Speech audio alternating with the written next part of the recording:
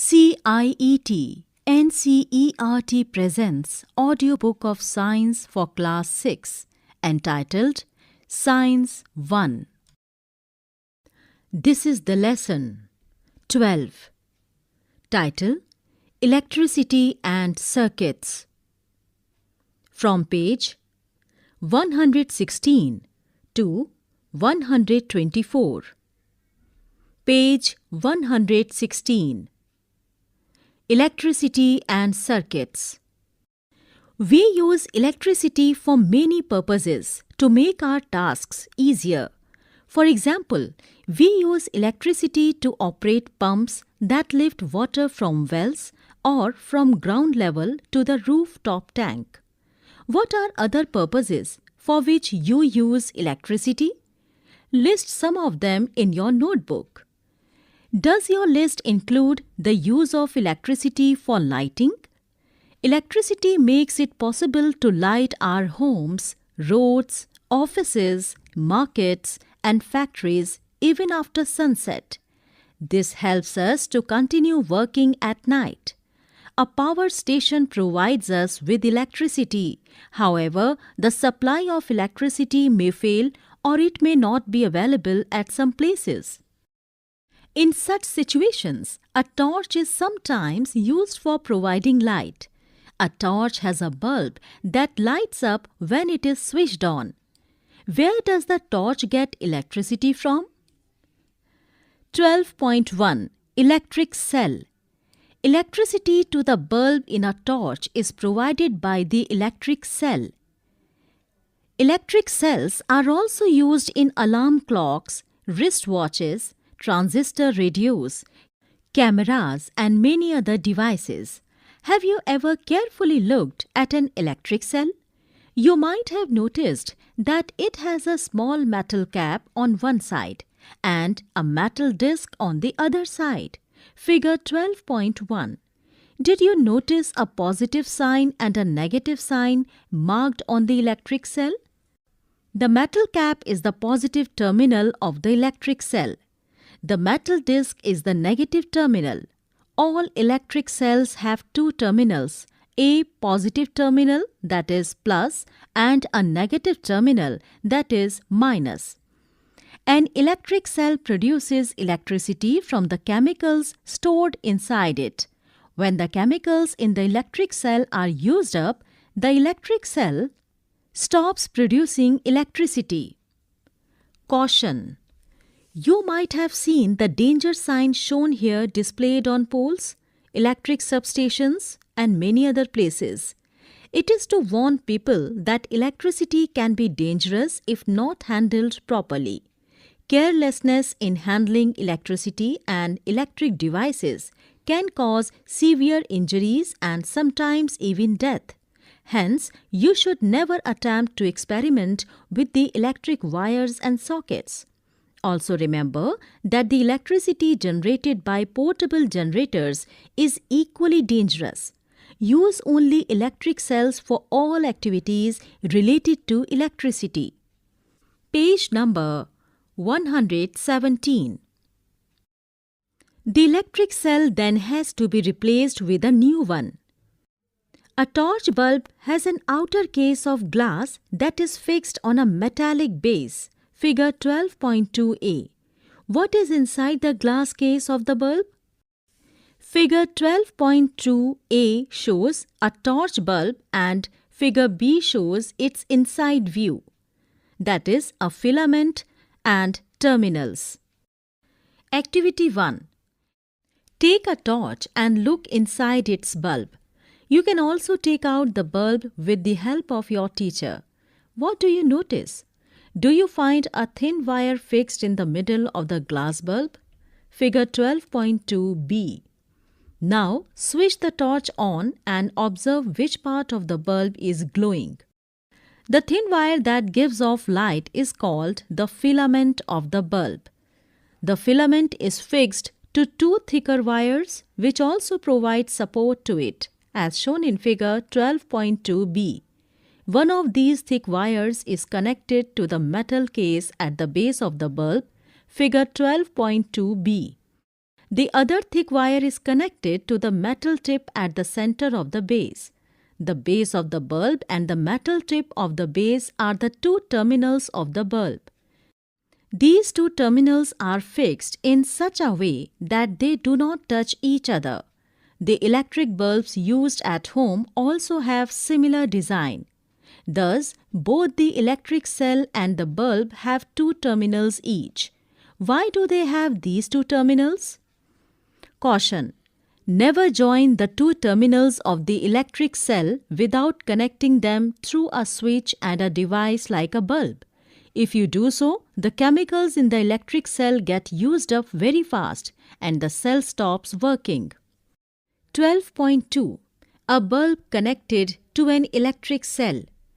Let us try to make an electric bulb light up using an electric cell. How do we do that? Activity 2. Take 4 lengths of electric wire with differently colored plastic coverings. Remove a little of the plastic covering from each length of wire at the ends. This would expose the metal wires at the ends of each length. Fix the exposed parts of the wires to the cell and the bulb as shown in figure 12.3 and figure 12.4. Page 118. You can stick the wires to the bulb with the tape used by electricians. Use rubber bands or tape to fix the wires to the cell. Now, connect the wires fixed to the bulb with those attached to the cell in 6 different ways as has been shown in figure 12.5a to f. For each arrangement, find out whether the bulb glows or not. Figure 12.3 shows electric cell with 2 wires attached to it.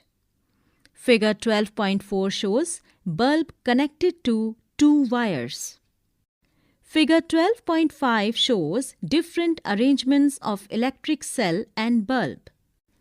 Write yes or no for each arrangement in your notebook.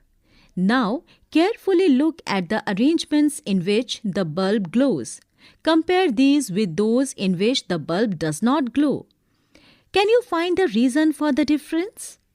Keep the tip of your pencil on the wire near one terminal of the electric cell for the arrangement in figure 12.5a. Move the pencil along the wire all the way to the bulb. Now, from the other terminal of the bulb, move along the other wire connected to the cell. Repeat this exercise for all the other arrangements in figure 12.5. Did the bulb glow for the arrangements in which you could not move the pencil from one terminal to the other? Page 119. 12.3. An electric circuit.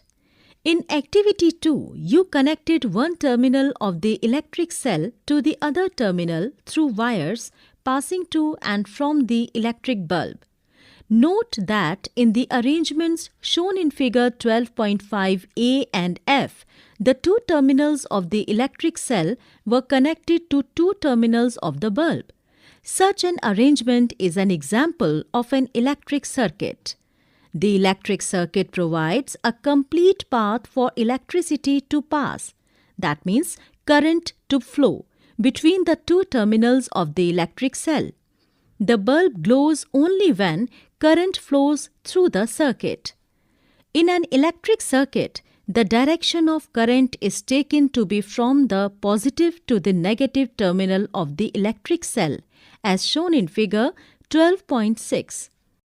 When the terminals of the bulb are connected with that of the electric cell by wires, the current passes through the filament of the bulb. This makes the bulb glow. Sometimes an electric bulb does not glow even if it is connected to the cell. This may happen if the bulb has fused. Look at a fused bulb carefully. Is the filament inside it intact? An electric bulb may fuse due to many reasons. One reason for a bulb to fuse is a break in its filament. A break in the filament of an electric bulb means a break in the path of the current between the terminals of the electric cell. Therefore, a fused bulb does not light up as no current passes through its filament. Can you now explain why the bulb did not glow when you tried to do so with the arrangements shown in figure 12.5b, c, d and e? Now we know how to make a bulb light up using an electric cell. Would you like to make a torch for yourself? Figure 12.6 shows direction of current in an electric circuit. Activity 3. Take a torch bulb and a piece of wire. Remove the plastic covering at the two ends of the wire as you did before. Wrap one end of a wire around the base of an electric bulb as shown in figure 12.7. Fix the other end of the wire to the negative terminal of an electric cell with a rubber band. Now, bring the tip of the base of the bulb, that is, its other terminal, in contact with the positive terminal of the cell. Figure 12.7 shows a homemade torch. Page number 120. Does the bulb glow? Now move the bulb away from the terminal of the electric cell. Does the bulb remain lighted? Is this not similar to what you do when you switch your torch on or off? Paheli has another arrangement of the cell and the bulb. Will the torch bulb glow in the following arrangement? 12.4 Electric switch. We had an arrangement for switching on or off our homemade torch by moving the base of the bulb away from the tip of the cell. This was a simple switch, but not very easy to use. We can make another simple and easier switch to use in our circuit. Activity 4. You can make a switch using two drawing pins, a safety pin or a paper clip, two wires and a small sheet of thermocol or a wooden board. Insert a drawing pin into the ring at one end of the safety pin and fix it on the thermocol sheet as shown in figure 12.8. Make sure that the safety pin can be rotated freely. Now, fix the other drawing pin on the thermocol sheet in a way that the free end of the safety pin can touch it. The safety pin fixed in this way would be your switch in this activity. Now, make a circuit by connecting an electric cell and a bulb with this switch as shown in figure 12.9. Rotate the safety pin so that its free end touches the other drawing pin. What do you observe? Now, move the safety pin away. Does the bulb continue to glow? The safety pin covered the gap between the drawing pins when you made it touch two of them. In this position, the switch is set to be on, as shown in figure 12.10, since the material of the safety pin allows the current to pass through it. The circuit was complete, hence the bulb glows. Figure 12.8 shows a simple switch. Figure 12.9 shows an electric circuit with a switch. Figure 12.10 shows a switch in on position. Page 121. On the other hand, the bulb did not glow when the safety pin was not in touch with the other drawing pin. The circuit was not complete as there was a gap between the two drawing pins. In this position, the switch is set to be off as in figure 12.9. A switch is a simple device that either breaks the circuit or completes it. The switch is used in lighting of electric bulbs, and other devices in homes work on the same principle, although their designs are more complex. Bojo has drawn the inside of the torch as in figure 12.11. When we close the switch, the circuit is completed and the bulb glows. Can you draw a red line on the figure indicating the complete circuit? 12.5. Electric conductors and insulators. In all our activities, we have used metal wires to make a circuit. Suppose we use a cotton thread instead of a metal wire to make a circuit. Do you think that the bulb will light up in such a circuit? What materials can be used in electric circuits so that the current can pass through them? Let us find out. Activity 5. Disconnect the switch from the electric circuit you used for activity 4. This would leave you with two free ends of wires as shown in figure 12.12a. Bring the free ends of the two wires close to let them touch each other. Does the bulb light up? You can now use this arrangement to test whether any given material allows current to pass through it or not. Here is a figure 12.12a, a conduction tester. B. Testing whether the bulb glows when the tester is in contact with a key. Page 122. Collect samples of different types of materials such as coins, cork, rubber, glass, keys, pins, plastic scale, wooden block, pencil lead, aluminium foil, candle, sewing needle, thermocol, paper and pencil lead. One by one, bring the free ends of the wires of your tester in contact with two ends of the samples you have collected. Figure 12.12b. Make sure that the two wires do not touch each other while you are doing so. Does the bulb glow in each case? Make a table in your notebook similar to table 12.1 and record your observations. Table 12.1. Conductors and insulators. There are three columns given in this table. One is for object used in place of the switch, second is for material it is made of, and the third one is for bulb glows, yes or no. The objects are key, eraser, scale, matchstick, glass bangle, iron nail. Material it is made of: metal, rubber, plastic, wood, glass, metal, respectively. And for the column third, bulb glows yes or no. In first case, yes. In second case, no. For rest of the objects, complete the table according to your observation. What do you find? The bulb does not glow when the free ends of the wires are in contact with some of the materials you have tested. This means that these materials do not allow the electric current to pass through them. On the other hand, some materials allow electric current to pass through them, which is indicated by the glowing bulb. Materials which allow electric current to pass through them are conductors of electricity.